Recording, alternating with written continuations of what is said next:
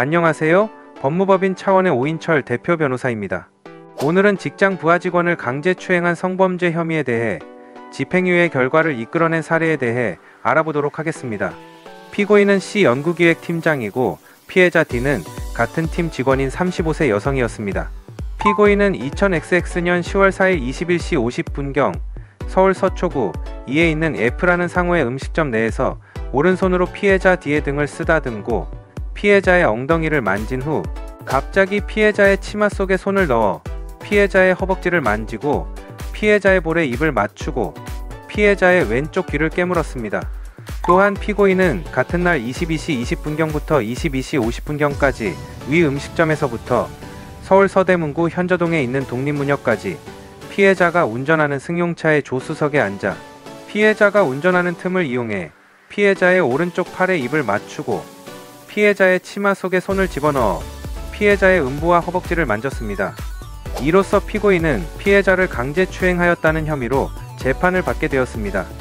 이 사건으로 인하여 피해자 D는 정신과 치료를 받는 등 고통을 호소하고 있고 아직 피해자로부터 용서받지 못한 점 등 불리한 정황들에 의하여 피고인은 엄벌을 피하기 어려웠습니다. 따라서 피고인에게 정상 참작되는 요인들을 살펴본 바 첫째, 피고인이 수사기관에서부터 자신의 추행 행위를 대체로 순순히 인정한 점. 둘째, 피고인이 법정에서도 범행을 모두 인정하면서 반성하는 태도를 보이고 있는 점. 셋째, 이 사건이 있은 지 얼마 안 되어 피고인 스스로 직장에서 퇴직한 점. 그 밖에 이 사건 피고인의 연령, 성행, 가정환경, 범행 전후의 정황 등 여러 사정을 토대로 피고인의 감형을 적극 주장하여 결국 법원에서 이를 받아들여 실형을 면하고 집행유예 결과를 이끌어낸 사례입니다. 형사사건은 사건 초기부터 일관성 있는 대처가 매우 중요한데요. 이를 위해서는 형사 전문 변호사의 조력을 통해 초기 조사부터 면밀한 전략을 세우고 철저한 대비를 하여 일관성 있는 진술로 상황을 정리하는 것이 바람직합니다. 만일 처음에는 죄가 없다고 했다가 나중에 결정적인 증거가 나오자 갑자기 죄를 인정하는 식으로 대응하게 되면 진술의 신빙성이 크게 떨어지게 되고 선처받기가 매우 어려워질 수 있으므로 주의하셔야 합니다. 만약 성범죄, 도박, 마약 범죄 등 주변에 알려지는 걸 피하고 싶은 사건 때문에 불안한 상황이시라면 저희 변호사 사무실로 경찰, 검찰, 법원 등의 우편물 송달 장소 변경을 통하여 프라이빗한 사건 해결을 도와드리는 것도 가능합니다. 저는 경희대 법과대학을 졸업하고 뛰어난 성적으로 사법시험에 합격하여 대형 로펌 빅4 중 하나인 법무법인 세종에서 변호사 경력을 시작할 수가 있었는데요.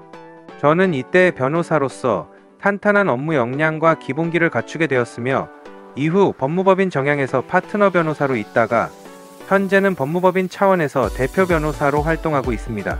저는 그동안 지역주택조합 등 부동산 민사사건 및 성범죄, 보이스피싱, 마약, 도박 등의 형사사건 등을 주로 다루며 대한변호사협회에서 부동산과 형사법 분야의 전문성을 인정받아 부동산 형사 분야의 전문 변호사로 활동해 오고 있는데요. 또한 대형 로펌에서 다수의 기업 사건을 다루었던 경험으로 기업 법무에도 강점을 갖고 있을 뿐만 아니라 군 법무관 시절 육군에서 군검사로 활동하며 검찰부장까지 역임하여 병역 및 군용법 관련 사건에도 많은 경험과 노하우를 가지고 있습니다.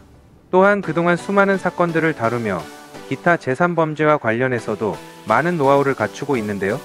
만일 지금 법적인 문제로 눈앞이 깜깜하고 어찌해야 할지 몰라 막막한 상황이시라면 주저하지 마시고 아래 상담 전화로 연락 주셔서 편하게 상담 받아보시기 바랍니다.